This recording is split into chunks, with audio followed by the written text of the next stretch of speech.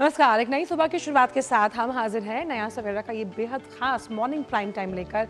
मैं हूं आशा गुलाटी गुम्बर और अगले 1 घंटे में हम जानेंगे देश और दुनिया से जुड़ी तमाम बड़ी खबरें। और जब हम बड़ी खबरों का जिक्र कर रहे हैं तो आज अगर हम आर्थिक राजधानी जो है मुंबई उसकी बात करें तो वहां पर वेव्स समिट का उद्घाटन होने वाला है, जहां प्रधानमंत्री पहुंचेंगे और कई ऐसे दिग्गज फिल्म इंडस्ट्री से जुड़ी जो हस्तियां हैं वहां मास्टर क्लासेस होंगी, कई सेशंस वहां पर आयोजित किए जाएंगे जो क्रिएटर्स, इनोवेटर्स और एग्जिबिटर्स के साथ जुड़े हुए हैं। इस पूरी खबर पर 4 दिन यानी मई 1 आज से लेकर 4 तक रहेगा हमारा खास फोकस। तो साथ ही बात होगी अंतर्राष्ट्रीय जगत, खेल जगत और कारोबार जगत से जुड़ी हुई। तो आइए सीधे रुक करते सबसे पहले इस वक्त की सुर्खियों का। प्रधानमंत्री नरेंद्र मोदी आज वेव्स 2025 का करेंगे उद्घाटन। मुंबई के जियो वर्ल्ड सेंटर में जुटेंगी फिल्म जगत की दिग्गज हस्तियां। 4 दिन तक मनोरंजन के हर पहलू पर होगा मंथन।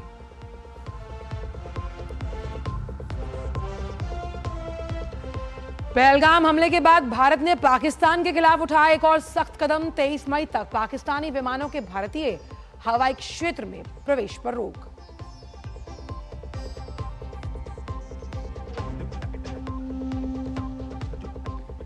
पहलगाम आतंकी हमले को लेकर आज सुप्रीम कोर्ट में सुनवाई। जनहित याचिका में उच्चतम न्यायालय के रिटायर्ड जज की अध्यक्षता में न्यायिक आयोग के गठन की मांग। अंतर्राष्ट्रीय खबरों में यूक्रेन और अमेरिका के बीच दुर्लभ खनिज समझौते पर हस्ताक्षर। वहीं अमेरिका यूक्रेन के पुनर्निर्माण में करेगा मदद। और क्रिकेट में आईपीएल में आज मुंबई और राजस्थान होंगे आमने सामने। मुंबई ने लगातार पिछले 5 मैच जीतकर किया शानदार कमबैक।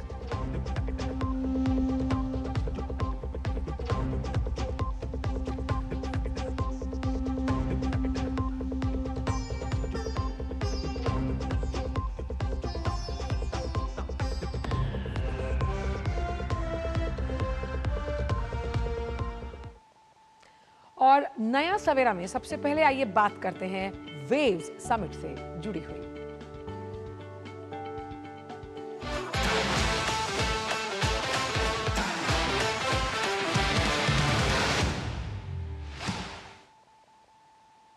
तो प्रधानमंत्री नरेंद्र मोदी मुंबई में world audio visual and entertainment summit यानी वेव्स 2025 का उद्घाटन करने वाले हैं। अपनी तरह के पहले समिट वेव्स का आयोजन जियो वर्ल्ड कन्वेंशन सेंटर में भव्य तरीके से किया जाएगा। सूचना और प्रसारण मंत्रालय द्वारा आयोजित इस प्रमुख कार्यक्रम का उद्देश्य दुनिया के अग्रणी मीडिया, मनोरंजन और प्रौद्योगिकी दिग्गजों को एक साथ एक मंच पर लाना है। पेश है इससे जुड़ी यह खास रिपोर्ट। पहली बार आयोजित होने वाला world audio visual and entertainment summit waves 2025 Mumbai में भव्य तरीके से शुरू होने जा रहा है, जिसमें विभिन्न प्रसिद्ध कलाकार प्रस्तुति देंगे। इस कार्यक्रम का उद्घाटन प्रधानमंत्री नरेंद्र मोदी मुंबई के जियो वर्ल्ड कन्वेंशन सेंटर में करेंगे। यह कार्यक्रम चकाचौंध और ग्लैमर के साथ शुरू होगा। सूचना और प्रसारण मंत्रालय द्वारा आयोजित इस प्रमुख कार्यक्रम का उद्देश्य दुनिया के अग्रणी मीडिया, मनोरंजन और प्रौद्योगिकी दिग्गजों को एक साथ लाना है, जो 1 मई से शुरू होकर 4 मई को समाप्त होगा। इस कार्यक्रम में 30 से अधिक देशों, फिल्म और टेलीविजन हस्तियों के भाग लेने की पूरी तैयारी है, जबकि पहले दिन एक हाई प्रोफाइल पैनल चर्चा होगी, जिसका शीर्षक होगा legend and legacies, the stories that shaped India's soul, जिसमें अमिताभ बच्चन, हेमा मालिनी और अन्य प्रतिष्ठित अभिनेता शामिल होंगे। और सत्र का संचालन अभिनेता अक्षय कुमार करेंगे। ये बहुत ही बेहतरीन अपॉर्चुनिटी है सीजर और मेले, जो हम शोकेस कर सकते हैं हमारा कल्चर, हमारा जो जो स्पेशल एक एक्ट हम प्रेजेंट कर रहे हैं यहाँ पर in terms of the whole vibe of Indianness, the whole vibe, the culture. हम इतना कल्चर में रिच है कि हमको वो आज डिपिक्ट करने मिल रहा है, रिप्रेजेंट करने मिल रहा है, and we are very proud of that. उद्घाटन समारोह में भारत की संस्कृति और परंपरा की झलक देखने को मिलेगी। इसमें शामिल है भारत मंडप, देश की प्राचीन कहानी कहने की विरासत को समेटे हुए। प्रदर्शनी मंडप, कल्पना और नवाचार के मिलन का एक प्रदर्शन है। Gaming arcade, immersive game play का एक रोमांचक केंद्र है। वेव्स बाजार क्रिएटर इकोनॉमी के लिए एक वैश्विक बाजार है। वेवएक्स एक ऐसा मंच है जहां निवेशक और क्रिएटर मिलते हैं। क्रिएटोस्फीयर रचनाओं द्वारा तैयार किया गया एक दूरदर्शी केंद्र है। कल का शो बहुत मजेदार होने वाला है। आई थिंक काफी प्रेपरेशन चल रही है। कुछ 150 डांसर्स हैं हमारे पास, कॉस्ट्यूम्स लाइक मुझे लग रहा है ये एक्ट के लिए कुछ 500 लोग इकट्ठा होके इसको प्रेजेंट कर रहे हैं। I hope everybody enjoys it and I hope. इसके अलावा इस कार्यक्रम में सामुदायिक रेडियो पर एक राष्ट्रीय सभा के साथ साथ वैश्विक मीडिया संवाद की भी मेजबानी की जाएगी। कितना अद्भुत होने वाला है ये पहला समिट मुंबई में, और इंडिया का पहला ऐसा समिट होने जा रहा है। तो देखते रहिए डीडी न्यूज, सारी मिनट टू मिनट अपडेट्स के लिए सीधा मुंबई से। कैमरा पर्सन मोंटी के साथ दीपिका, डीडी न्यूज मुंबई।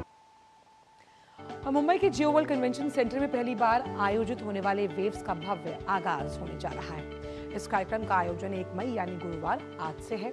ये सम्मेलन 1 मई से 4 मई तक चलने वाला है। और इस बीच हमारी दूरदर्शन संवाददाता दीपिका महतो ने बॉस्को मार्टिस से बात की, जो कि एक मशहूर कोरियोग्राफर है।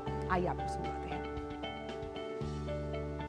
तैयारियां जोरों शोरों से चालू हैं फर्स्ट वेव समिट के लिए, जो मुंबई में होने जा रहा है। और फिलहाल हमारे साथ मौजूद है नेशनल फिल्म अवार्ड विनर, और इन्होंने काफी सारे इंटरनेशनल ऑकुलिट्स से भी भारत का नाम ऊंचा करा है दुनिया भर में। हमारे साथ मौजूद हैं बॉस्को। तौबा तौबा तो आपने गाना सुना ही होगा, और साथ में सेनोरिटा भी। तो उसी के पीछे बॉस्को का हाथ है, जिन्होंने पूरी दुनिया को नचाया है। ये बहुत ही बेहतरीन अपॉर्चुनिटी है सीजर और मेले, जो हम शोकेस कर सकते हैं हमारा कल्चर, हमारा जो जो स्पेशल एक एक्ट हम प्रेजेंट कर रहे हैं यहाँ पर in terms of the whole vibe of Indianness, the whole vibe, the culture. हम इतना कल्चर में रिच है कि हमको वो आज डिपिक्ट करने मिल रहा है, रिप्रेजेंट करने मिल रहा है, and we are very proud of that. कल का शो बहुत मजेदार होने वाला है। आई थिंक काफी प्रेपरेशन चल रही है। कुछ 150 डांसर्स हैं हमारे पास, कॉस्ट्यूम्स लाइक मुझे लग रहा है ये एक्ट के लिए कुछ 500 लोग इकट्ठा होके इसको प्रेजेंट कर रहे हैं। I hope everybody enjoys it and I hope एक सोलफुल फीलिंग आ जाए ये एक्ट देखने के बाद। सो हमारी कोशिश यहीं पे जारी है। वेव्स पहली बार हो रहा है और स्पेशली मुंबई में हो रहा है। कितना फायदेमंद होने वाला है ये सारे इंडस्ट्री स्टेक होल्डर्स के लिए? मुझे लगता है ये ग्रेट अपॉर्चुनिटी है। यहाँ पर वेव्स जो एक अपॉर्चुनिटी दिया गया हुआ है for all the creators and specially youth, जो आज they are just they get some nourishment, they get some encouragement, they get a lot of opportunities यहाँ से, and not only in India, I think worldwide everybody is going to come and showcase, and that's a great opportunity for all of us। ये moment है जहाँ पर सब जो creators है वो कर सकते हैं। कितना अद्भुत होने वाला है ये पहला समिट मुंबई में, और इंडिया का पहला ऐसा समिट होने जा रहा है। तो देखते रहिए डीडी न्यूज, सारी मिनट टू मिनट अपडेट्स के लिए सीधा मुंबई से। कैमरा पर्सन मोंटी के साथ दीपिका, डीडी न्यूज मुंबई। और ग्लैमर वर्ल्ड का प्रमुख केंद्र बिंदु यानी कि मुंबई से जुड़ रहे हैं हमारे संवाददाता तापस भट्टाचार्य।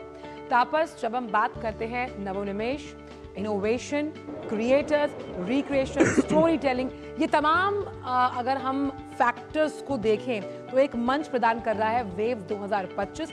और एंटरटेनमेंट वर्ल्ड कैसे निवेश और रोजगार के लिहाज से एक सनराइजिंग सेक्टर साबित होगा, अगर हम उसे देखें तो वेव 2025 इसका मार्ग प्रशस्त करता हुआ। आंचल, एंटरटेनमेंट एंटरटेनमेंट एंटरटेनमेंट, ये है वेव्स का असली मतलब। और यहाँ पे मैं दिखा सकता हूँ, यहाँ पे ये जो हॉल है, यहाँ पे थोड़ी देर बाद आप देख पाएंगे कि प्रधानमंत्री नरेंद्र मोदी खुद यहाँ पे आने वाले हैं। और वेव्स का इससे अच्छा जो ओपनिंग है ये हो नहीं सकता।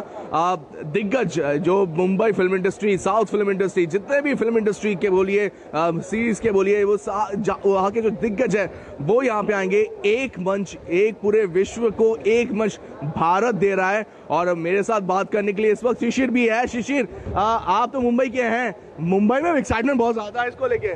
बिल्कुल, देखिए वेव्स, खास और वेव्स की बात करें तो who's who of the industry, मतलब सिनेमा इंडस्ट्रीज तो है, लेकिन साथ ही साथ एंटरटेनमेंट इंडस्ट्री से जुड़े हुए जो लोग हैं वो यहाँ पर आप नाम लेंगे अक्षय कुमार, अनुपम खेर, अगर आप नाम लेंगे सिंगिंग में भी श्रेया घोषाल, सोनू निगम, ये सभी दिग्गज सितारे वेव्स के इस प्लेटफॉर्म पे तो ज़रूर रहेंगे। लेकिन उसके साथ साथ जो बाकी अन्य बड़े नाम हैं बिजनेस इंडस्ट्री से लेकर फिर चाहे वो प्रोडक्शन हाउसेस हो, या फिर बड़ी बड़ी कंपनियां हो जो कि मीडिया एंटरटेनमेंट इंडस्ट्री से जुड़ी, और ये देश की नहीं विदेश की, सब और पूरे वर्ल्ड का। आप डिज्नी हॉटस्टार का नाम लीजिए, आप अमेजॉन प्राइम का नाम लीजिए, आप ओटीटीज में नाम लीजिए, इन सभी के जो प्रमुख सीईओज है, जो प्रमुख अधिकारी है, वो भी यहाँ पर होंगे। तो आप समझ सकते हैं बहुत बड़ा प्लेटफॉर्म है। हाँ चल, ये बहुत बड़ी बात है। ये शायद विश्व का इकलौता एक ऐसा प्लेटफॉर्म तैयार किया है प्रधानमंत्री नरेंद्र मोदी के विजन में, जहां पे सिर्फ देश नहीं पूरे विश्व के लोग भारत में आएंगे। अभी इस वक्त भारत का जो इस इंडस्ट्री में जो एक स्टेक है वो उतना नहीं है, लेकिन बात ये चल रही है कि अगले 2 से 5 साल में इसको बहुत ज्यादा बढ़ा जाए। करीब ये $multi-billion इंडस्ट्री है, इसको कैप्चर करने का सबसे अच्छा तरीका, और सबसे बड़ी बात क्या है, ये लोगों को रोजगार देता है। तो ये जो हम लोग बात करते हैं, ये रोजगार, इसमें और एक है कि एनुअली अगर हम ग्रोथ रेट देखें, हम अगर नंबरों की बात करें आजकल खास तौर पर, तो एवीसी सेक्टर इस वक्त अगर देखा जाए तो 30% की ग्रोथ से चल रहा है। भारत सरकार को ये पता है, और इस पूरे मार्केट को कैप्चर करने के लिए, जो कि 2.6 बिलियन का मार्केट है, जो कि 30 मिलियन तक जाएगा, इस प्रकार का आयोजन बहुत महत्वपूर्ण है इंटरनेशनल प्लेयर्स को एवीसीजी मार्केट भारत में लाने के लिए। तो इसे अब जैसे शिशिर बता रहे हैं, हम लोग कह रहे हैं कि ये जो है वेव्स का ये जो यहाँ पे इवेंट होने वाला पहला समिट जो हो रहा है, ये दुनिया को दिखाएगा कि भारत पहुंच चुका है। दुनिया को ये भी दिखाएगा तापस कि आप कितने भी परेशान हैं, आप कितने भी गमज़दा हैं, फिल्में देखना इंसान नहीं छोड़ता। और ये फिल्मों का जो प्यार है, ये वेव्स की नज़र से कैसे क्रिएटर्स को एक मंच देगा। जया सिन्हा भी हमारे साथ जुड़ी है, मुस्कुरा रही है। जया, क्योंकि फिल्मी जगत की तमाम बड़ी बड़ी हस्तियां वहाँ मौजूद हैं, अलग अलग सेशंस वहाँ पर हैं, कई मास्टर क्लासेस होंगी, किंग खान भी वहाँ पर मौजूद होंगे। उस लिहाज से कितना बड़ा आप इसको बाजार मानती हैं फिल्मों में, और सबसे इम्पॉर्टेंट जिस कंटेंट क्रिएशन की बात इफ्फी से लेकर अब वेव्स तक आप पहुंची है, जिसमें इंटरनेशनल अरीना के लोग भी अब टूट चुके हैं। बिल्कुल आंचल, यहाँ पर हम बात करें तो दुनिया की सबसे ज़्यादा फिल्में जो है वो भारत में बनती हैं, लेकिन ये जो भारतीय फिल्मों का जो लोकप्रियता है वो दुनिया के हर एक देश में मौजूद है। लेकिन ये जो समिट है, ये पहला अपने आप में एक ऐसा एक्सक्लूसिव समिट है जो मीडिया और एंटरटेनमेंट इंडस्ट्री को यहाँ पर पूरी दुनिया के सामने पेश कर रहा है। ये एक ऐसा उद्योग है, एक $multi-billion इंडस्ट्री है, जिससे हमारे देश की जो सॉफ्ट पावर है उसमें करोड़ों लोगों का रोजगार जुड़ा हुआ है। और यही प्रधानमंत्री का विजन है कि कैसे हम सॉफ्ट पावर के जरिए ना सिर्फ भारत को वैश्विक मंच पर और भी मजबूती से पोजीशन करें, बल्कि जो हमारे युवाओं की शक्ति है उसे कैसे हम एकीकृत करके एक ऐसे मंच पर लाएं जिससे कि हम विश्व के सामने अपने बेस्ट, अपने सबसे बेहतरीन क्रिएटर्स को प्रस्तुत कर सकें। आज आप दुनिया की जितनी भी हाई फाई एनिमेशन साइंटिफिक फिल्में देखती हैं, जुरासिक पार्क की बात करें, ट्रांसफॉर्मर की बात करें, क्या आप ये जानती हैं कि उसके पीछे कहीं ना कहीं उसके एनिमेशन में, उसके ग्राफिक्स में एक भारतीय नाम जरूर छुपा हुआ है। और उन्हीं भारतीय नामों को आज देश के कोने कोने से ढूंढकर यहाँ पर इस वेव समिट में लाया गया है। जिस AR XR टेक्निक की हम बात करते हैं, प्रधानमंत्री ने उसका जिक्र किया। हम बात करते हैं AI की, कैसे ये AI इंडस्ट्री और भी ज्यादा बड़ी होती जा रही है। AI कभी भी ह्यूमन क्रिएटिविटी को नहीं रिप्लेस कर सकती, लेकिन अगर हम बात करें ह्यूमन क्रिएटिविटी और AI को जो संगम है, वो संगम हमें यहाँ पर इस वेव समिट में नजर आ रहा है। दुनिया के सबसे बेहतरीन क्रिएटर्स, इनोवेटर्स, इन्वेस्टर्स यहाँ पर जुड़ रहे हैं, यहाँ पर तैयार उत्पादों के साथ। इस वेव समिट के तहत यहाँ पर 32+ चैलेंजेस थे, जिसके तहत 32 से ज्यादा चैलेंजेस में पूरे देश के ही नहीं बल्कि दुनिया भर से युवाओं ने हिस्सा लिया। करीबन 1100+ यहाँ पर इंटरनेशनल पार्टिसिपेंट्स हैं, जिन्होंने इन चैलेंजेस के थ्रू अपना जो टैलेंट थी, अपना जो क्रिएटिविटी थी, उसको प्रस्तुत किया और एक तैयार उत्पाद उनका यहाँ पर तैयार है। यानी कि ये वो सॉल्यूशंस हैं जो सिर्फ मीडिया इंडस्ट्री से जुड़े नहीं हैं। यहाँ पर AR VR टेक्निक की बात हो रही है, लेटेस्ट गेमिंग की बात हो रही है, हेल्थ, मुझे हमें कंटेस्टेंट मिला था जिसने हेल्थ केयर में एक बहुत ही अमेजिंग प्रोडक्ट बनाया है कि कैसे हम मेंटल हेल्थ को लेकर बात कर सकते हैं, और उन्हें यहाँ पर सीधे इन्वेस्टर्स के साथ पिच किया जाएगा। ये वो युवा हैं जिन्हें यहाँ पर मेंटोर मिले, जो यहाँ पर पॉलिसी मिली, और जिस तरह से इस इंडस्ट्री को उठाने में भारत सरकार का जो बहुत ही अटूट, बहुत ही अभूतपूर्व समर्थन नजर आ रहा है। सीधा प्रोत्साहन यहाँ पर प्रधानमंत्री नरेंद्र मोदी के जरिए मिल रहा है, जो चाहते हैं कि अगर विश्व को आज टेक्नोलॉजी चाहिए तो भारत देगा, आज विश्व को किसी भी तरह का स्किल्ड लेबर चाहिए तो सिर्फ भारत देगा। भारत इस वक्त जो तमाम तरह के जो AI की बात करें या जो पर मीडिया एंटरटेनमेंट से जुड़े हुए जो भी ज़रूरतें हैं इस समय विश्व की, उसके ग्लोबल पावर हाउस के रूप में भारत यहाँ पर आएगा और भारत यहाँ पे उनके हर समस्या के लिए एक समाधान देगा, उनके हर एक ज़रूरत के लिए एक प्रोडक्ट पेश करेगा। वो तमाम इन्वेस्टर्स, इनोवेटर्स आज इस वेव समिट पर जुड़ रहे हैं। बिल्कुल, रीस्किल, अपस्किल, रिक्रिएट, इसके लिए वेव्स एक बेहतरीन मंच है। और अगर तापस भी जुड़ रहे हैं, तापस, क्योंकि हम यहाँ बात, जैसे जया ने कहा, ऑगमेंटेड रियलिटी, इसका इस्तेमाल तो न्यूज़ चैनल्स में भी करते हैं हम, वर्चुअल रियलिटी, गेमिंग, और इस एक्सबॉक्स को प्रधानमंत्री एक अलग लेवल पर लेकर जाना चाहते हैं, जो कि हमने नेशनल क्रिएटर्स अवार्ड में भी देखा था। कैसे नई प्रतिभाएं इस सनराइजिंग सेक्टर में ऑफ शूट और एक क्रेडिट ऑफ टेक करेंगी, उसके लिए आज का मंच बेहतरीन। बिल्कुल, आपने सही कहा कि ये जो मंच है ये नए क्रिएटर्स को एक बहुत बड़ा एक मंच प्रोवाइड करता है, एक प्लेटफॉर्म देता है। सबसे बड़ी बात है कि ये देखिए, यहाँ पे किसी के पास अगर आइडिया है तो आप यहाँ पे लेके आइए आइडिया, सरकार आपको पैसे देगी, आप उस आइडिया को आइडिएट कीजिए, आप उस आइडिया को आगे लेके जाइए। और ये सबसे बड़ी बात है, क्योंकि आइडिया बहुत से लोगों के पास होता है, लेकिन उसको अमल में लाना, उसको प्रैक्टिस में लाना, वो दिक्कत होती है। तो ये वो मंच प्रोवाइड किया जा रहा है। ऐसे अभी शिशिर कह रहे थे कि AVCG जो ये पूरा का पूरा ऑडियो विजुअल ग्राफिक्स, ये सारा का सारा एक जगह पे आएगा। आप सोचिए, आज के डेट में वर्ल्ड CG और ग्राफिक्स का जो काम होता है, वो सबसे बड़ा हब आज के डेट में भारत उभर के आया है। तो अब भारत में अगर इसको आगे लेके आना है तो इसको एक मुकाम देना पड़ेगा, एक राह देनी पड़ेगी, लोगों को समझाना पड़ेगा, सिखाना पड़ेगा। एक आप समझ सकते हैं, एक तरह से इसको एक प्रॉपर एक इंडस्ट्री का दर्जा देना पड़ेगा, आगे लेके जाना पड़ेगा। शिशिर, है ना? बिल्कुल, इसमें देखिए 3 चीज़ें हैं कि यहाँ पे क्या मिलेगा। फॉर एग्जाम्पल, आप अगर क्रिएटिव है तो आप यहाँ पर आइए, क्रिएटोस्फेयर के जरिए आप यहाँ पे आइए, क्रिएटिंग चैलेंज के जरिए, मतलब आप अपना जो कार्य है वो यहाँ इस प्लेटफॉर्म पे दिखा सकते हैं। अगर आप बिजनेसमैन है तो आपके लिए क्या है, आपके लिए यहाँ पे वेव्स बाजार है। आप आइए, जो आइडिया सामने रखे जाएंगे आपके सामने, जो इंडस्ट्री के यंग बच्चे वो पसंद है वो उठा लीजिए।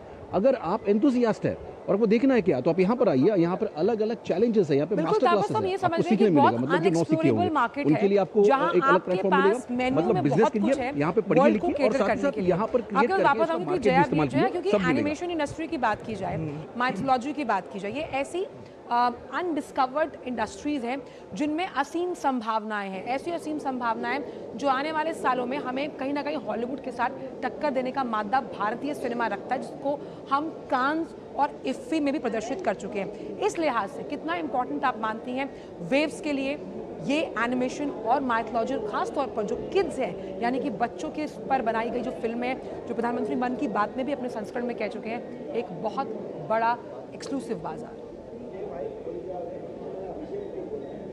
बिल्कुल, यहाँ पर अगर हम बात करें तो आज भारत की जो फिल्में हैं, भारत के जो कलाकार हैं, वैश्विक मंच पर हर फिल्म महोत्सव में जाकर जीत रहे हैं, अपनी दमदार मौजूदगी दर्ज कर रहे हैं। आज दुनिया भर से प्रोड्यूसर्स, निर्माता, निर्देशक भारत आ रहे हैं कहानियों की तलाश में। यही एक कोशिश है इस वेव समिट के जरिए कि वो सिर्फ कहानी की तलाश में ना आए, वो उस टेक्नोलॉजी की बात कर रहे हैं, वो उस क्रिएटिव सोर्स की बात कर रहे हैं, वो भी उन्हें भारत में ही मिलेगी। वेव बाजार एक ऐसा एकीकृत मंच है जहाँ पर आप अभिनेता हैं, आप निर्माता हैं, आप निर्देशक हैं, आप प्रोड्यूसर हैं, आप डिस्ट्रीब्यूटर हैं, आप आके इस वेब बाजार से जुड़ सकते हैं। एक ऑनलाइन ई प्लेटफॉर्म है जिसके जरिए आपकी हर एक ज़रूरत से जुड़े लोग आपको वहीं मिल जाएंगे, आप उनसे जुड़ सकते हैं, अपनी फिल्म वहां बना सकते हैं। अगर आपके पास एक आइडिया है तो कैसे उसे एक सक्सेस स्टोरी में बदलना है, ये वेव 2025 आपको बता रहा है। आप एक फिल्म बनाना चाहते हैं, वेब बाजार पर आपको कहानी मिलेगी, आपको अभिनेता मिलेंगे, आपको एक्टर्स मिलेंगे, डायरेक्टर्स मिलेंगे, डिस्ट्रीब्यूटर्स मिलेंगे, जो वही वेब बाजार के तहत, व्यूइंग रूम के तहत,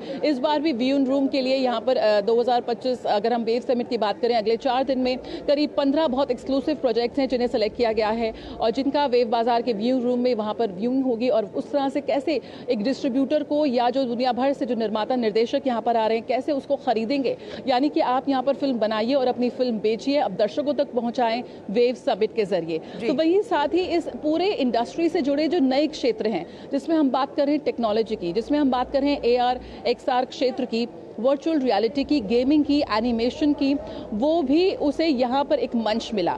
यहाँ पर सरकार की ओर से समर्थन दिया गया, देश भर से चैलेंजेस हुए, लोग चुने गए और जो उनके जो टॉप जो फाइनलिस्ट है, यानी कि हमारे देश के जो सबसे बेहतरीन क्रिएटर्स और इनोवेटर्स हैं वो यहाँ पर आ रहे हैं। उनको यहाँ पर क्रिएटर अवार्ड से सम्मानित किया जाएगा, साथ ही उनके लिए एक बाजार खोल दिया जाएगा दुनिया भर से लोगों के लिए।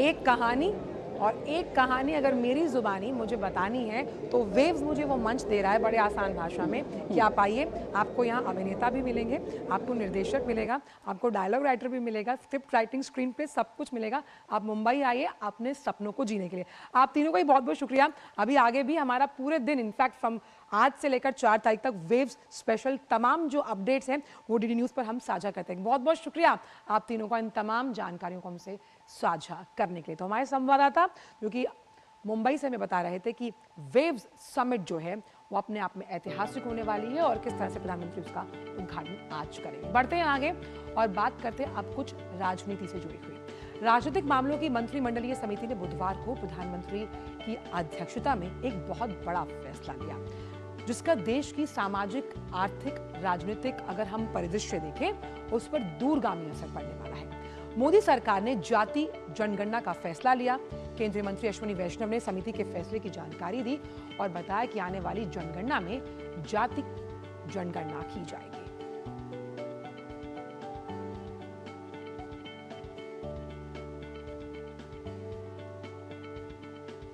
और इसी बड़ी खबर पर हमारे साथ जुड़ रहे हैं नई दिल्ली से हमारे संवाददाता शैलेंद्र मिश्र। शैलेंद्र, 1931 के बाद अगर देखा जाए तो पूर्ण रूप से जातिगत जनगणना का फैसला जो कल लिया गया, किस लिहाज से ये बहुत दूरगामी, दूरदर्शी और साथ ही साथ फायदेमंद साबित होना है जब हम बात करते हैं तमाम जो फ्लैगशिप स्कीम्स हैं उसके बेनिफिट्स तमाम जातियों तक पहुंचाने के लिए एक मार्ग की जो उपलब्धता है उसे सुनिश्चित किया जाएगा। ये देखिए, जाति जनगणना को शामिल करना जनगणना में ये एक बहुत ऐतिहासिक फैसला है और इससे क्रांतिकारी बदलाव भी देखने को मिल सकते हैं, क्योंकि जब ये आंकड़ा सामने आएगा जनगणना के बाद किन जातियों को कितना हिस्सेदारी मिली हुई है, कितना वो नौकरियों में है, उनकी सामाजिक आर्थिक स्थिति कैसी है, तो योजनाएं बनाने में मदद मिलेगी। और क्षेत्रवार हम देखेंगे कि किस क्षेत्र में कौन सी जातियां ज्यादा रहती हैं, उनके सामाजिक और आर्थिक विकास के लिए क्या कुछ किया गया है, क्या कुछ किया जा सकता है। तो जो केंद्र स्तर पर या राज्य स्तर पर जो योजनाएं बनाई जाती हैं उनको और बेहतर तरीके से उन योजनाओं के बारे में प्लानिंग करने में आसानी होगी और उसे लागू करने में भी आसानी होगी। और सबसे बड़ा जो एक असर दिखेगा वो हमें ये अच्छी तरीके से पता चलेगा कि कौन सी जातियां विकास के दौड़ में पीछे रह गई। हम जानते हैं कि अनुसूचित जाति, अनुसूचित जनजाति, पिछड़ा वर्ग, उसमें तमाम में फैसले लिए गए हैं जिससे उनको आगे लाया जाए।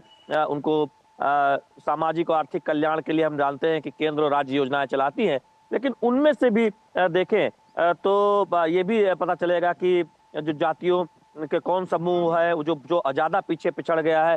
तो एक तरह से देखें कि लंबे समय से यह मांग होती रही थी और मोदी सरकार ने एक क्रांतिकारी फैसला लिया है जिससे हम उसके एक बहुत दूरगामी असर आने वाले वर्षों में देखेंगे। हम जानते हैं कि आजादी के बाद ये पहली बार है जब जनगणना में जाति जनगणना शामिल की जा रही है और इसके एक व्यापक आगे परिणाम भी देखने को मिलेंगे। 2011 में एक आधी अधूरी कोशिश हुई थी, लेकिन संसद के अंदर ही पी चिदम्बरम उस वक्त के मंत्री ने कहा था कि जाति जनगणना कराना संभव नहीं है और उसके लिए तमाम सारे कारण गिनाए थे। और अब जब मोदी सरकार ने जाति जनगणना कराने का फैसला किया है जो एक ऐतिहासिक फैसला है, तो हम देख रहे हैं कि बयानों के दौर चल रहे हैं।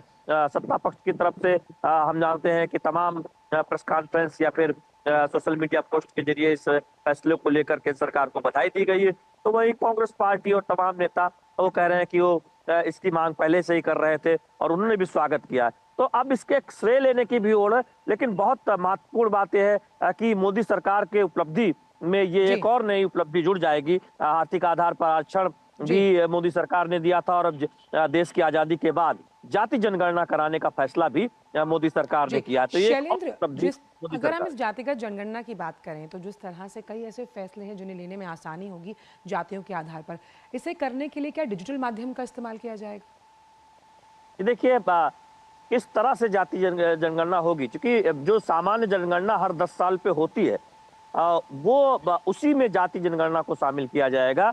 हम जानते हैं कि 2021 में ये जनगणना होनी थी, लेकिन कोविड आ गया और उसकी वजह से इसमें देरी हो गई। अब ये कहा जा रहा है कि जल्दी से जल्दी यानी 2026 में ही क्या यह जनगणना शुरू हो जाएगी, इसमें जातियों का कॉलम होगा, जाति जनगणना भी होगी। लेकिन निश्चित तौर पर डिजिटल माध्यम होगा और पेपरलेस होगा या फिर पेपर के साथ भरा जाएगा। हम जानते हैं कि देश विविधता से भरा है और इतनी बड़ी आबादी है, तो निश्चित तौर पर पेपर का प्रयोग किया जाएगा, इसमें कहीं कोई दो राय नहीं। लेकिन डिजिटल माध्यम का उपयोग इसलिए हो सकता है चूंकि उसमें एक संग्रह करने में, डाटा इकट्ठा करने में, तैयार करने में, तो निश्चित तौर पर डिजिटल माध्यम की भूमिका होगी। लेकिन एक परंपरागत तरीका है, जब हम जानते हैं कि कर्मचारी घर घर जाते हैं और एक प्रपत्र होता है, उससे भरा जाता है, तो वो माध्यम जरूर होगा। अब देखना होगा कि क्या प्रक्रिया पूरी अपनाई जाएगी जब इस बात का औपचारिक तौर पर ऐलान किया जाएगा। बहुत बहुत शुक्रिया शैलेंद्र, इन तमाम जानकारियों को हमसे साझा करने के लिए। जातिगत जनगणना पर जो फैसला लिया गया सरकार द्वारा, वो अपने आप में ऐतिहासिक बताए थे शैलेंद्र।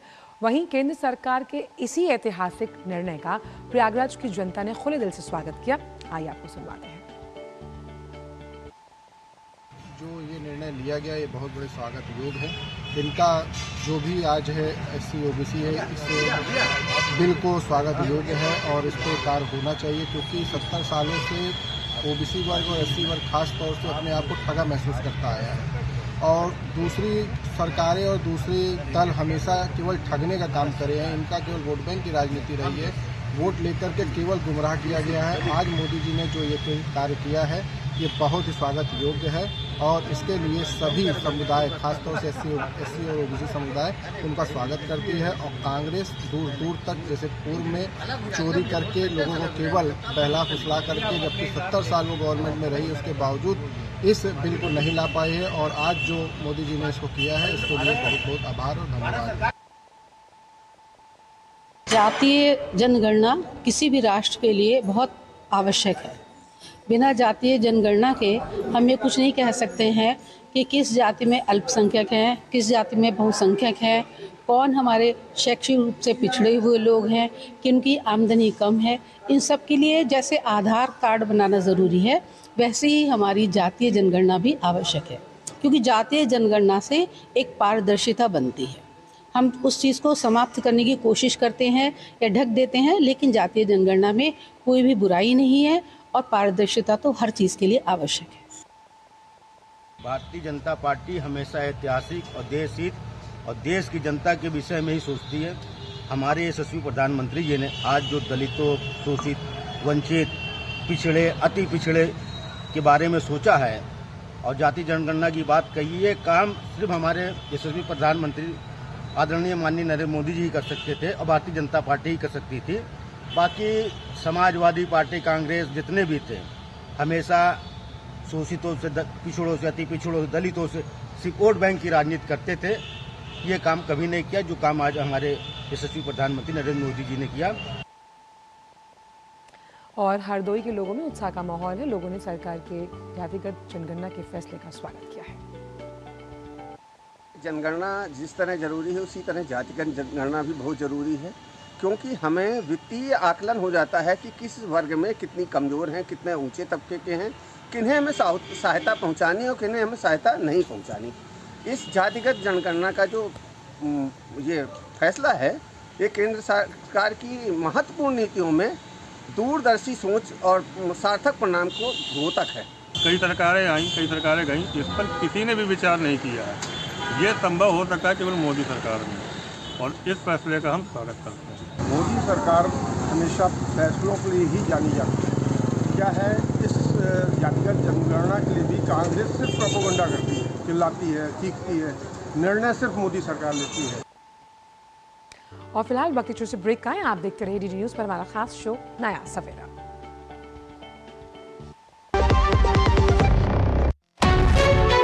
विभाग अनेक, कंप्लेंट बॉक्स 1।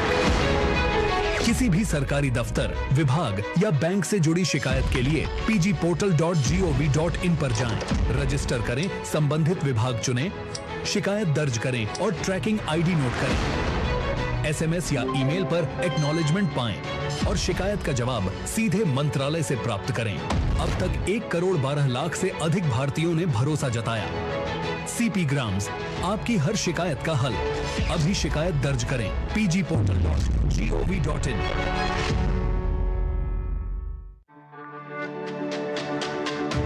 मेरी पसंद, मेरी पसंद, मेरी पसंद, मेरी पसंद, हमारी पसंद, हम सबकी पसंद। मजबूत देश का मजबूत सरिया हो गया steel. Work from home, high salary, बस एक क्लिक में। अरे वाह! अनजान लिंक्स पर क्लिक मत कीजिए। आरबीआई कहता है जानकार बनिए, सतर्क रहिए। ब्रेक के बाद सभी का स्वागत। रुक करते हैं कुछ अन्य खबरों का। पाकिस्तान लगातार संघर्ष विराम का उल्लंघन कर रहा है। कल रात लगातार 7वीं बार फिर पाकिस्तानी सेना ने कुपवाड़ा, उरी और अखनूर सेक्टर्स में नियंत्रण रेखा के पार बिना उकसावे के छोटे हथियारों से गोलीबारी की। भारतीय सेना ने पाकिस्तान की इस नापाक हरकत का तेजी से उचित तरीके से जवाब दिया। रक्षा सूत्रों के मुताबिक भारत और पाकिस्तान के सैन्य संचालन महानिदेशकों ने मंगलवार को हॉटलाइन पर बात की और पाकिस्तान द्वारा बिना उकसावे के संघर्ष विराम उल्लंघन पर चर्चा भी। भारत ने नियंत्रण रेखा पर पाकिस्तानी सेना द्वारा बिना उकसावे के किए जा रहे संघर्ष विराम उल्लंघन के खिलाफ पाकिस्तान को चेतावनी दी है। भारत ने पाकिस्तान के स्वामित्व वाली संचालित उड़ानों के लिए अपने हवाई क्षेत्र को 23 मई तक बंद करने की घोषणा की। कुछ दिन पहले ही इस्लामाबाद ने भारतीय विमानन कंपनियों के स्वामित्व वाली और संचालित सभी उड़ानों के लिए अपने हवाई क्षेत्र को बंद करने का फैसला किया था। भारत ने इस संबंध में नोटम यानी नोटिस टू एयरमैन जारी किया, जिसके तहत पाकिस्तानी विमानों को 23 मई तक भारतीय हवाई क्षेत्र में प्रवेश करने से रोक दिया गया। ये कदम जम्मू कश्मीर के पहलगाम में आए आतंकवादी हमले में भारत और पाकिस्तान के बीच बढ़ते तनाव के बाद उठाया गया। इस हमले में 26 लोग मारे गए थे, जिनमें अधिकतर पर्यटक शामिल थे। नोटम के अनुसार ये प्रतिबंध 30 अप्रैल से 23 मई तक प्रभावी रहेगा। नागरिक उड्डयन मंत्रालय ने बताया कि इस अवधि के दौरान भारतीय हवाई क्षेत्र पाकिस्तान में पंजीकृत विमानों, पाकिस्तानी एयरलाइंस या ऑपरेटर्स द्वारा संचालित स्वामित्व वाले या पट्टे पर किए गए विमानों के लिए उपलब्ध नहीं है, जिनमें सैन्य विमान शामिल हैं।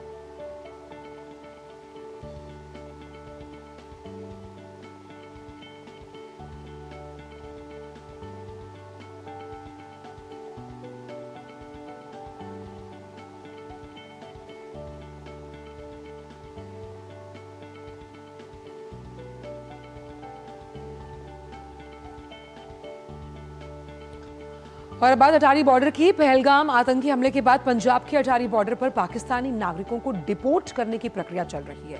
कल बड़ी संख्या में पाकिस्तानी नागरिकों को वापस भेजा गया और लगभग 140 पाकिस्तानी नागरिकों ने अटारी सीमा की वो पार किया। इस तरह अब तक कुल 926 पाकिस्तानी नागरिकों को उनके देश भेजा जा चुका है।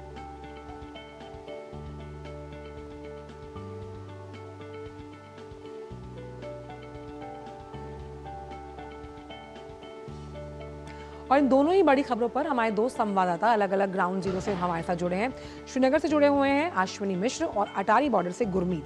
दोनों का रुख करेंगे। सबसे पहले बात करते हैं अश्विनी से। अश्विनी, जिस तरह की एयर स्ट्राइक अब भारत द्वारा की गई, डिजिटल स्ट्राइक हम देख चुके, वाटर स्ट्राइक हमने साफ तौर पर देखी है, और अब की गई एयर स्ट्राइक, यानी कि अब विमानन क्षेत्र जो भारत का है उसका इस्तेमाल पाकिस्तानी एयरलाइंस नहीं कर पाएंगी। कहीं ना कहीं आर्थिक तौर पर एक करारा झटका है पाकिस्तान के लिए।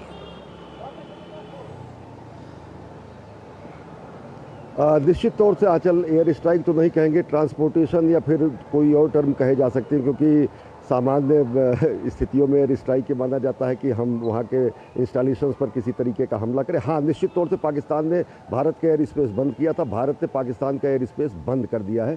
कोई भी विमान, कोई भी उड़ने वाली चीज़, कोई भी ऐसा ऑब्जेक्ट जो कि पाकिस्तान की किसी भी कंपनी द्वारा या फिर मिलिट्री द्वारा या फिर किसी मालिक द्वारा या फिर किसी ओनर द्वारा संचालित किया जाता है, उसके लिए भारतीय वायु क्षेत्र जो है पूरी तरह प्रतिबंधित है। और ये वायु क्षेत्र प्रतिबंधित रहेगा 23 मई तक। स्पष्ट है, क्योंकि स्थितियां एकदम इस तरीके की हैं कि पाकिस्तान को इस बात का डर सता रहा था। उसने पहले ही भारत के विमानों के लिए एयर स्पेस बंद कर दिया था। ये पाकिस्तान का डर था। भारत ने पाकिस्तान के विमानों के लिए, सभी एविएशन से संबंधित किसी भी ऑब्जेक्ट के लिए, किसी भी तरीके के, चाहे वो मिलिट्री हो, चाहे वो सिविल हो, चाहे वो जो भी उड़ने वाली वस्तुएं हैं, उसका भारतीय क्षेत्र में प्रवेश निषिद्ध है, यानी उस पर किसी भी तरीके की कार्रवाई भी की जा सकती है अगर वो आता है। दूसरी बात, DGMO यानी director general military operations generally माना जाता है। कल जो सेना का बयान आया है उसमें डायरेक्टरेट जनरल ऑफिस ने बात किया है, यानी कि सैन्य संचालन महानिदेशालय ने बात की है पाकिस्तान के सैन्य संचालन महानिदेशालय से। और बड़ी नाराज़गी जताई गई है जिस तरीके से उकसावे वाली कार्रवाई के तहत पाकिस्तान सीमा पर और अंतर्राष्ट्रीय सीमा पर और साथ ही साथ LOC पर सीज़ फायर वायलेशन कर रहा है। आज भी उसने कुपवाड़ा, उड़ी और अखनूर सेक्टर में उकसावे वाली कार्रवाई के तहत छोटे हथियारों के तहत उसने सीमा पर सीज़ फायर वायलेशन किया है, संघर्ष विराम का उल्लंघन किया। भारतीय सेना ने उसका माकूल समानुपातिक जवाब दिया है। काफ़ी नुकसान हुआ पाकिस्तान की अग्रिम चौकियों को, और सबसे बड़ी बात यह है कि पाकिस्तान को इस बात का डर सता रहा, पाकिस्तान की नींद उड़ी हुई है, क्योंकि मध्यरात्रि में एक और फैसला पाकिस्तान ने लिया है। पाकिस्तान ने अपने NSA का चार्ज अब जो है ISI की जो चीफ आसिम मलिक है उसको दे दिया है, यानी कि NSA अब आसिम मलिक है जो कि ISI वहाँ की खुफिया एजेंसी उसके चीफ है। इसके पहले आपने देखा ही था कि सूचना मंत्री रात में आते हैं 1:30 बजे के आसपास, कहते हैं 36 घंटे के अंदर 24 घंटे के अंदर हमला हो सकता है। डरा हुआ है पाकिस्तान, नींद नहीं आ रही है। सोएगा तो उसको दुःस्वप्न दिखेंगे, जागेगा तो उसकी स्थिति ये है कि उसको भय सता रहा है। हाँ, डिप्लॉयमेंट पाकिस्तान की तरफ से सीमावर्ती क्षेत्रों में बढ़ा दिया गया है। आतंकवादियों को सुरक्षित स्थानों पर भी पहुंचाया गया है, ऐसी सूत्रों द्वारा या फिर अन्य समाचार माध्यमों द्वारा जानकारी मिल रही है। अगले दिनों में किस तरीके की पाकिस्तान की हरकतें रहती हैं, पाकिस्तान की क्या उकसावे वाली कार्रवाइयाँ रहती हैं, इन सब के बीच में ये बताऊं कि यहाँ पर लगातार NIA की जांच जारी है। पहलगाम में बहुत सारे लोगों से पूछताछ की गई है, 100 से ज़्यादा लोगों से पूछताछ की गई है। जी आंचल, बिल्कुल आपके पास वापस आएंगे अश्विनी, क्योंकि गुरमीत भी हमारे साथ जुड़े हुए हैं अटारी बॉर्डर से। गुरमीत, अटारी बॉर्डर की अगर बात की जाए तो 926 जो पाकिस्तानी रिपोर्ट किया जा चुका है, इस वक्त वहाँ पर किस तरह के हालात हैं और किस तरह से इस प्रक्रिया को अंजाम दिया जा रहा है? आंचल, 29 अप्रैल की जो समय सीमा थी पाकिस्तानी नागरिकों के लिए भारत छोड़ने की, तो ऐसा माना जा रहा था कि उसके बाद जो है शायद अटारी बॉर्डर पर अब कोई पाकिस्तानी नागरिक नहीं पहुंचेगा। मगर 30 अप्रैल को हमने बड़ी संख्या में पाकिस्तानी नागरिकों को देखा जो कि डिपोर्ट करके वापस पाकिस्तान भेजे गए, और इसके साथ ही काफी ज्यादा इमिग्रेशन करवाने के लिए यहां पर ऐसे लोग पहुंचे जो कि बॉर्डर क्रॉस करना चाहते थे। अब आज सुबह की तस्वीर मैं आपको दिखाना चाहता हूं जो कि कल से काफी अलग है, क्योंकि कल जो 30 अप्रैल है, 30 अप्रैल को हमने सबसे ज्यादा बड़ी संख्या में जो लोग इमिग्रेशन करवाने आए थे या डिपोर्टेशन हो रहा था वो सबसे ज्यादा बड़ी संख्या में देखे थे। मगर आज की तस्वीर है, एक परिवार अभी सुबह के समय यहां पर पहुंच चुका है। 10 बजे इमिग्रेशन का दफ्तर खुलना है। ऐसे में एक परिवार जिसमें 2 बहनें हैं, दिल्ली के रहने वाले हैं, वो यहां पर पहुंच चुकी हैं। उनकी आप गाड़ी भी देख सकते हैं।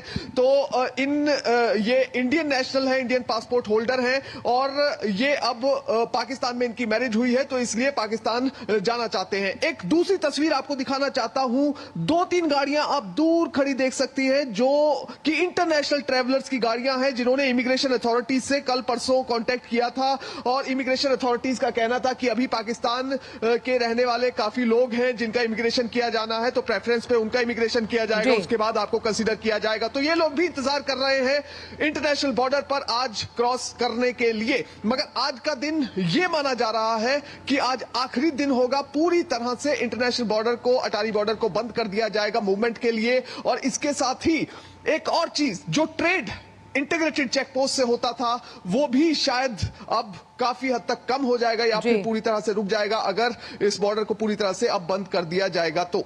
गुरमीत, लेकिन अगर मान लीजिए कोई रह जाता है पाकिस्तानी जिसको डिपोर्ट आज वो नहीं हो पाता, तो अब उसके बाद क्या सरकारी प्रक्रिया रहती है समय सीमा खत्म होने के बाद?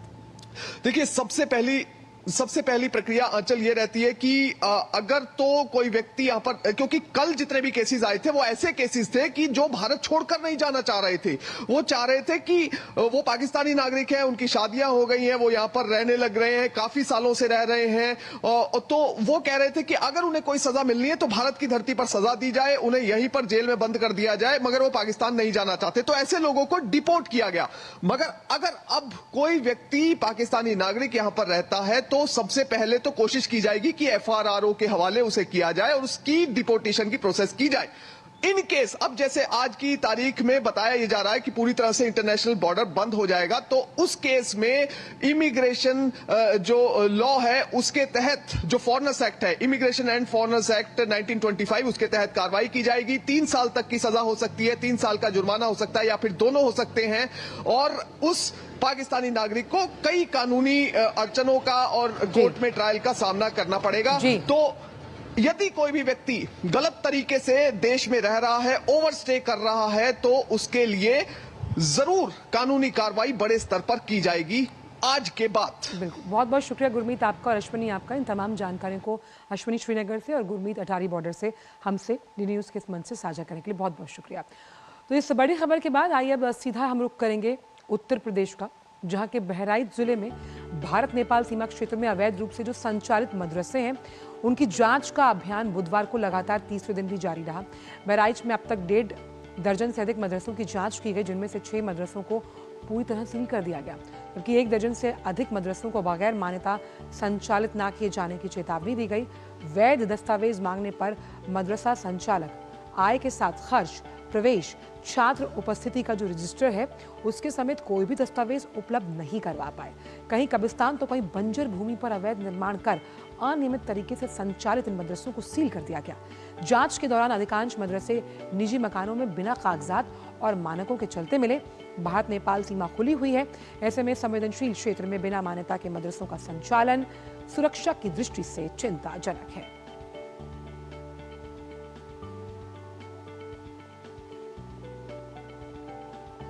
तो यूपी में जो अवैध मदरसे हैं उन पर एक्शन लिया गया। भारत नेपाल सीमा पर बहराइच में अवैध रूप से संचालित मदरसों की जांच जारी है। करीबन 6 मदरसों को सील किया गया और बिना मान्यता के ये चल रहे थे और 1 दर्जन से ज्यादा जो मदरसे हैं उन्हें चेतावनी दी गई। साथ ही संचालक कोई भी वैध दस्तावेज इन मदरसों से मुतल्लिक दिखा नहीं पाए और ज्यादा मदरसे जो थे वो निजी मकानों में बिना कागजात और मानकों के चलते हुए मिले।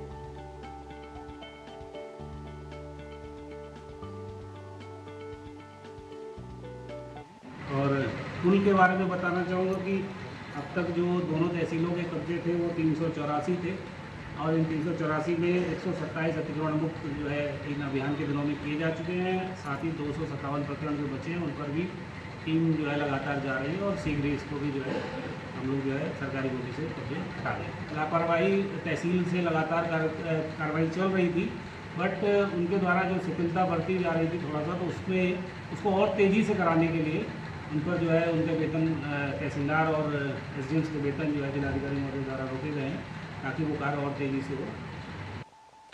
और बहराइच से जुड़ रहे हैं हमारे संवाददाता आशुतोष शुक्ला। आशुतोष, जो अवैध मदरसे हैं, जो संचालन का कोई भी वैध दस्तावेज पेश नहीं का है, उस पर एक्शन लिया गया है यूपी सरकार द्वारा, और आगे की प्रक्रिया किस तरह से रहने वाली है? देखिए आंचल, जिस तरह से ये मदरसे जो भारत नेपाल सीमा पर स्थापित किए गए थे, जो जिनकी मान्यता भी नहीं है और कहीं न कहीं ये राष्ट्रीय सुरक्षा के लिए चिंता का विषय बनते जा रहे थे, उनका सबका सर्वे चल रहा है और इस सर्वे के बाद जो है उनके दस्तावेज मांगे जा रहे हैं। अगर वो नियमानुकूल नहीं है तो उसे नोटिस दी जा रही है, सील किया जा रहा है। और इसके अलावा अगर वो सरकारी ज़मीन पर अतिक्रमण करके बनाया गया है तो उसके ध्वस्तीकरण की भी प्रक्रिया जरूर होगी। आपको हम बता दें कि बहराइच में 301 मान्यता प्राप्त मदरसे हैं, जबकि 495 गैर मान्यता प्राप्त जो है मदरसे चलाए जा रहे थे। बहराइच में 2 अवैध निर्माण को अब तक गिराया गया है। ये पूरा पीलीभीत से लेकर के महाराजगंज तक एक लंबी श्रृंखला है, एक लंबी खुली हुई सीमा है। उस खुली हुई सीमा को सुरक्षित करने के लिए सरकार ने यह कदम उठाया है। सिद्धार्थनगर में 3 मस्जिदों और 14 मदरसों को बुलडोज करने के, उन पर बुलडोजर की कार्रवाई के लिए जो है प्रतीक्षा की जा रही है। कागजी कार्रवाई पूरा होते ही उनको जो है गिरा दिया जाएगा, क्योंकि वो अवैध रूप से सरकारी निर्माण पर बने हैं। और इसके अलावा जो है लखीमपुर खीरी में 80 साल से जो है एक अवैध रूप से ईदगाह बना करके चलाई जा रही थी, उस ईदगाह को भी गिराने की तैयारी है।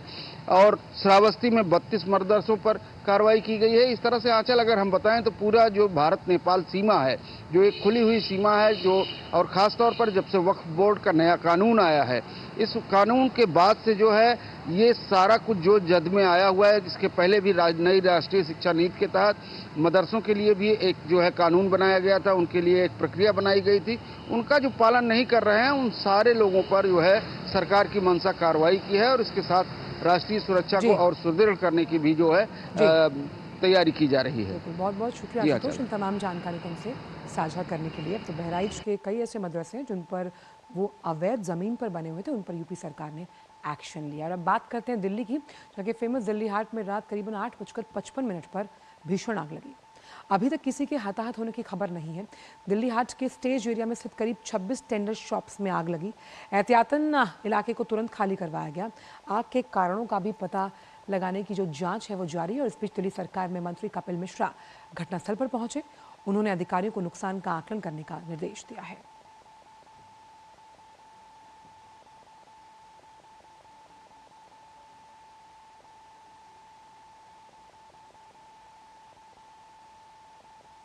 ये बड़ी दुखद घटना है। लगभग 26 दुकानें पूरी तरह से जल के राख हो गई हैं। जो इन दुकानों को चलाने वाले लोग हैं, इनका नुकसान हुआ है। मैंने अपने अधिकारियों को भी बोला है कि नुकसान का पूरा आकलन करें कि हम किसी भी आर्टिजन का कोई नुकसान होने नहीं देंगे। सरकार आप सब इन सबके साथ खड़ी है। जिसका दुकान जला है उसका भरपाई हमारी जिम्मेदारी है। उसको दोबारा दुकान मिले और उसका एक्स्ट्रा कोई फीस भी ना लगे। इसके बाद एक मौका उसे दोबारा अपने पैरों पे खड़े होने का मिले, ये हमारा जिम्मेदारी है। आपका काम है हमारी कला को संजो के रखना।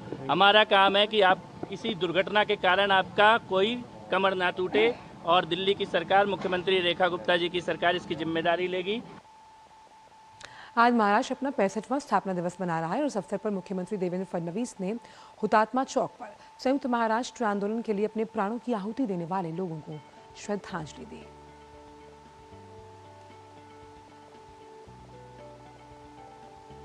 आज महाराष्ट्र राज्य अपना स्थापना दिवस मना रहा है। उस अवसर पर प्रधानमंत्री नरेंद्र मोदी ने महाराष्ट्र के लोगों को शुभकामनाएं दी। उन्होंने अपने एक्स पोस्ट में लिखा, भारत के विकास में हमेशा अहम भूमिका निभाने वाले राज्य महाराष्ट्र के लोगों को महाराष्ट्र दिवस की शुभकामनाएं। जब महाराष्ट्र के बारे में सोचते हैं तो उसका गौरवशाली इतिहास और लोगों का साहस हमारे दिमाग में आता है। ये राज्य प्रगति का एक मजबूत स्तंभ बना हुआ है और साथ ही अपनी जड़ों से भी जुड़ा हुआ है। राज्य की प्रगति के लिए मेरी शुभकामनाएं।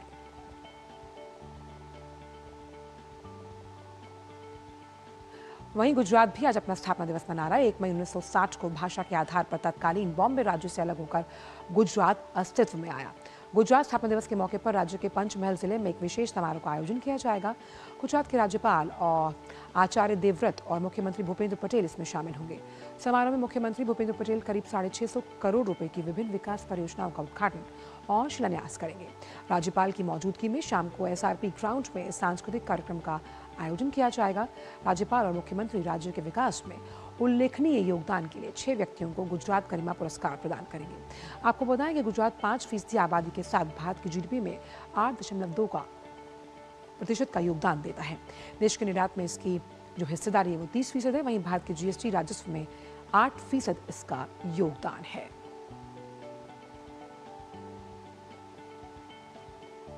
आज गुजरात राज्य अपना स्थापना दिवस मना रहा है। इस अवसर पर प्रधानमंत्री नरेंद्र मोदी ने गुजरात के लोगों को शुभकामनाएं दी। उन्होंने अपने एक्स पोस्ट में लिखा, गुजरात के लोगों को उनके राज्य स्थापना दिवस के गौरवपूर्ण अवसर पर मेरी हार्दिक शुभकामनाएं। राज्य ने अपनी सांस्कृतिक उद्यमशीलता और भावना और गतिशीलता के माध्यम से अपनी अलग पहचान बनाई। गुजरात के लोगों ने विभिन्न क्षेत्रों में उत्कृष्ट प्रदर्शन किया। राज्य प्रगति की नई ऊंचाइयों को छूता रहा, ऐसे मेरी कामना है। आज विश्व श्रमिक दिवस मनाया जा रहा है। उस अवसर पर केंद्रीय गृह मंत्री अमित शाह ने देशवासियों को शुभकामनाएं दी। उन्होंने सोशल मीडिया प्लेटफॉर्म एक्स पर लिखा, राष्ट्र निर्माण के मजबूत स्तंभ देश के सभी श्रमिक भाई बहनों को विश्व श्रमिक दिवस की हार्दिक शुभकामनाएं। विकसित भारत के निर्माण के संकल्प को आकार देने में अनिश योगदान देने वाले श्रमिक और परिश्रम और लगन से जनता का जीवन सरल बना रहे और अर्थव्यवस्था को गति दे रहे हैं। मोदी जी की अगुवाई में भाजपा सरकारें सभी श्रमिकों के कल्याण और समृद्धि के लिए संकल्पित हैं। और फिलहाल वक्त से ब्रेक का है। आप देखते रहिए DT न्यूज़।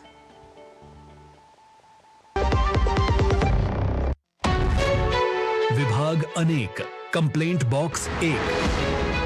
किसी भी सरकारी दफ्तर, विभाग या बैंक से जुड़ी शिकायत के लिए pgportal.gov.in पर जाएं, रजिस्टर करें, संबंधित विभाग चुनें, शिकायत दर्ज करें और ट्रैकिंग ID नोट करें। SMS या ईमेल पर एक्नॉलेजमेंट पाएं और शिकायत का जवाब सीधे मंत्रालय से प्राप्त करें। अब तक 1 करोड़ 12 लाख से अधिक भारतीयों ने भरोसा जताया। CP ग्राम्स, आपकी हर शिकायत का हल। अभी शिकायत दर्ज करें pgportal.gov.in। जब धरती चीर कर निकलता है लोहे का पत्थर और मिलता है मोंगिया के जोश से, फिर तपता है, पिघलता है और बनता है फौलाद।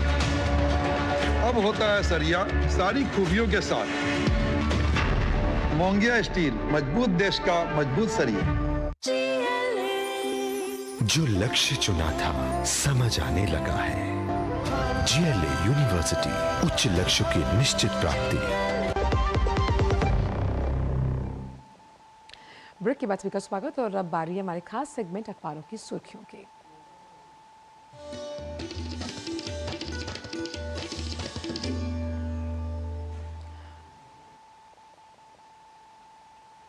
और अखबारों की सुर्खियां लेकर हाजिर हैं मेरे सहयोगी मुकुल शर्मा स्टूडियो में। मुकुल, क्या कुछ खास आप समेट कर लाए हैं अखबार जगत से दर्शकों के लिए?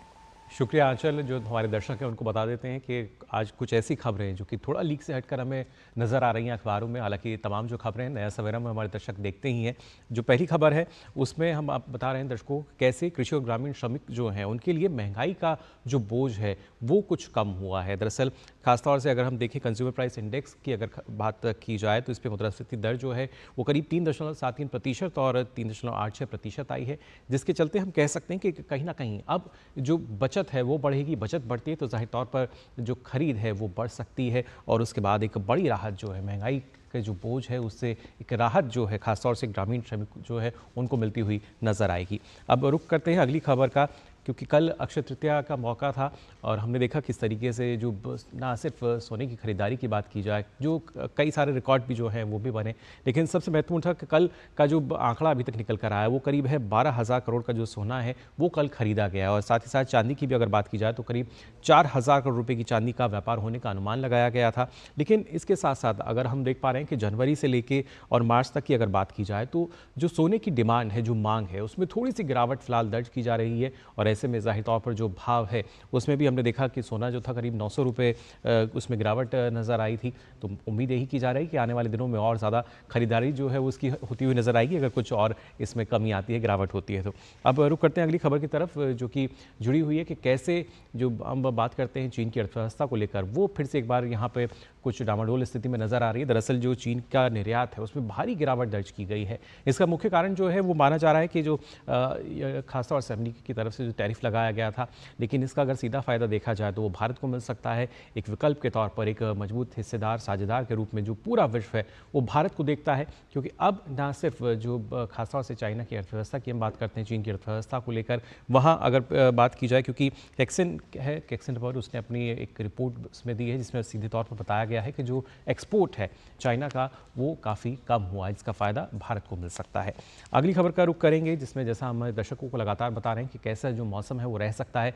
मई महीने में जो तापमान है उसमें माना जा रहा है कि कुछ दिन जो लू के दिन है वो बढ़ सकते हैं, यानी गर्म हवाएं शायद 3 से 4 दिन ज़्यादा चल सकती हैं। लेकिन फिलहाल राजधानी की अगर बात की जाए तो ये जो हफ्ता है इसमें थोड़ी सी ठंडक महसूस हो सकती है। मौसम विभाग की ओर से आज से 3 दिन के लिए आंधी बारिश का जो येलो अलर्ट है वो जारी किया गया है। ऐसे में तापमान में गिरावट आएगी और फिलहाल ये जो अभी फिलहाल हम गर्मी देख पा रहे हैं इससे काफ़ी हद तक जो राहत है मिलती हुई नज़र आएगी दिल्ली वालों को। और साथ ही अब रुख करेंगे अगली खबर की तरफ जो कि जुड़ी हुई है UPI से। दरअसल जब भी हम UPI के ज़रिए पेमेंट करते हैं तो कई ऐसे ऐप्स हैं जो कि जो बैंकिंग नेम है वो सही नहीं देते थे, यानी जो आपका निक नेम है कभी वो भी हमें नज़र आ जाता था या जो दूसरा नाम है वो भी आता था। लेकिन अब इसमें एक बड़ा बदलाव होने जा रहा है। कुछ ऐप्स पहले ही करते थे लेकिन अब खास तौर से अगर हम बात करते हैं तो इसमें ये बड़ा बदलाव किया जा रहा है कि जो आपका बैंकिंग नेम है वही आपको नज़र आएगा। यानी अब गलत पेमेंट की यहाँ पे जो संभावना है उसको कम किया जा रहा है, जिससे ना सिर्फ इस तरह की जो शिकायतें ज़्यादा आती थी कि गलत पेमेंट हो गई है या कैसे अब इसको हम ठीक कर पाएंगे, तो यहाँ एक ये बड़ा बदलाव जो है अब UPI में हमें नज़र आएगा, जिसके तहत आप जो है लगातार उन्हीं लोगों को पेमेंट कर सकते हैं जिनके बैंकिंग नेम सही आ रहे होंगे। अगर वो आपको नाम सही नहीं लग रहा तो आप वहाँ पे जो पेमेंट है उसको रोक सकेंगे। तो ये आज की कुछ खबरें थी आंचल जो कि हमें लीक से हट के लगी और हमने अपने दर्शकों को बताई। बहुत अहम खबर है कि UPI से अगर आप पेमेंट करते तो गलती से भी गलत शख्स को अब आप पैसे ट्रांसफ़र नहीं कर पाएंगे। बहुत बहुत शुक्रिया मुकुल इन तमाम अखबार जगत की खबरों को इतने कम समय में हमारे दर्शकों तक समेट कर लाने के लिए। और अब अखबारों के जगत से आपको सीधे लिए चलते हैं मौसम के मिजाज पर। देखते हैं कि आज क्या है मौसम का मिजाज आपके शहर में।